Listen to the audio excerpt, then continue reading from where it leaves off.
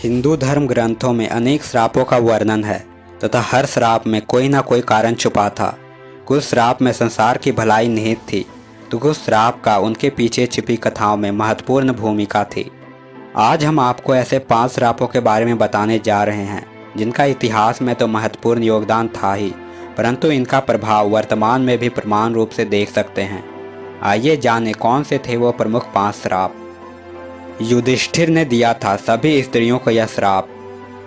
प्रसिद्ध ग्रंथ महाभारत के अनुसार जब युद्ध समाप्त हुआ तो माता कुंती ने पांडवों के पास जाकर उन्हें यह रहस्य बताया कि कर्ण उनका भाई था। सभी पांडव इस बात को सुनकर दुखी हुए।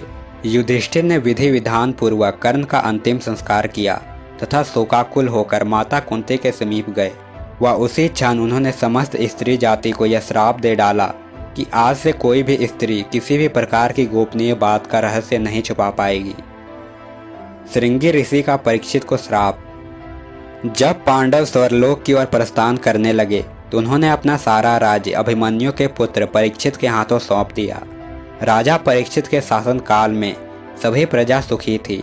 एक बार राजा परीक्षित वन में आखेट खेलने को गए, तभी उन्हें वहां समीक नाम के ऋषि दिखाई दिए। वे अपनी तपस्या में लीन थे तथा उन्होंने मौन व्रत धारण कर रखा था। जब राजा ने उनसे कई बार बोलने का प्रयास करते हुए भी उन्हें मौन पाया तो क्रोध में आकर उन्होंने ऋषि के गले में एक मरा हुआ सांप डाल दिया।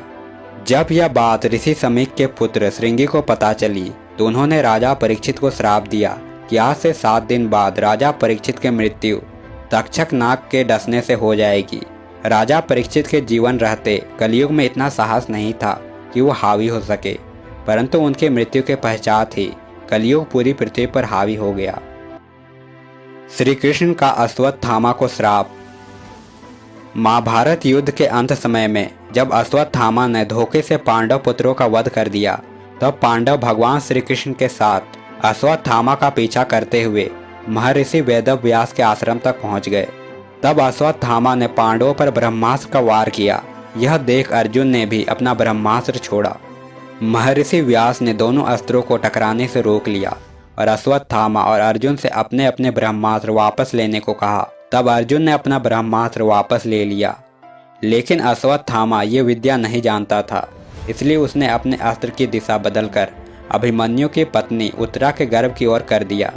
यह देख भगवान श्री कृष्ण ने अश्वत्थामा को श्राप दिया कि तुम 3000 वर्ष तक इस पृथ्वी पर भटकते रहोगे और किसी भी जगह किसी पुरुष के साथ तुम्हारी बातचीत नहीं हो सकेगी। तुम्हारे शरीर से पीप और लहू की गंध निकलेगी, इसलिए तुम मनुष्यों के बीच नहीं रह सकोगे, दुर्गम वन में ही पड़े रहोगे। मांडव्य ऋषि का यमराज को श्राप। महाभारत में मांडव्य ऋषि का वर्णन आता है। एक बार राजा ने भूलवश न्याय में चूक कर दी और अपने सैनिकों को ऋषि मांडव्य की सूली में चढ़ाने का श्राप दिया, परंतु जब बहुत लंबे समय तक भी सूली में लटकने पर ऋषि के प्राण नहीं गए तो राजा को अपनी भूल का एहसास हुआ तथा उन्होंने ऋषि मांडव्य को सूली से उतरवाया तथा अपनी गलती की क्षमा मांगी। इसके बाद ऋषि मांडव्य यमराज से मिलने गए तथा उनसे पूछा कि किस कारण मुझे झूठे आरोप में सजा मिली। जब आप 12 वर्ष के थे तो आपने एक छोटे से कीड़े के पूंछ में सीख चुभाई थी, जिस कारण आपको यह सजा भुगतनी पड़ी। तब ऋषि मांडव्य ने यमराज से कहा कि किसी को भी 12 वर्ष की उम्र में इस बात का ज्ञान नहीं रहता कि क्या धर्म है और क्या अधर्म, क्योंकि तुमने एक छोटे अपराध के लिए मुझे बहुत बड़ा दंड दिया है। अतः मैं तुम्हें श्राप देता हूँ कि तुम शूद्र योनि में दासी के पुत्र के रूप में जन्म लोगे। मांडव्य ऋषि के इस श्राप के कारण यमराज को विदुर के रूप में जन्म लेना पड़ा। उर्वशी का अर्जुन को श्राप। महाभारत काल में एक बार अर्जुन दिव्यास्त्र पाने के लिए स्वर्ग लोक गए थे। वहां उर्वशी नाम के एक अप्सरा उन पर आकर्षित हो गई। जब उर्वशी ने यह बात अर्जुन को बताई तो उन्होंने उर्वशी को अपना माता के समान बताया। इस बात पर उर्वशी क्रोधित हो गई तथा उन्होंने अर्जुन से कहा कि आखिर तुम क्यों नपुंसक की तरह बात कर रहे हो। मैं तुम्हें श्राप देती हूँ कि तुम नपुंसक हो जाओ तथा स्त्रियों के बीच तुम्हें नर्तक बनकर रहना पड़े। जब यह बात अर्जुन ने देवराज इंद्र को बताई तो इंद्र ने अर्जुन को सांत्वना देते हुए कहा कि तुम्हें घबराने की जरूरत नहीं, यह श्राप तुम्हारे वनवास के समय वरदान के रूप में काम करेगा। अज्ञातवास के समय तुम नर्तिका के वेश में कौरवों के नजरों से बचे रहोगे।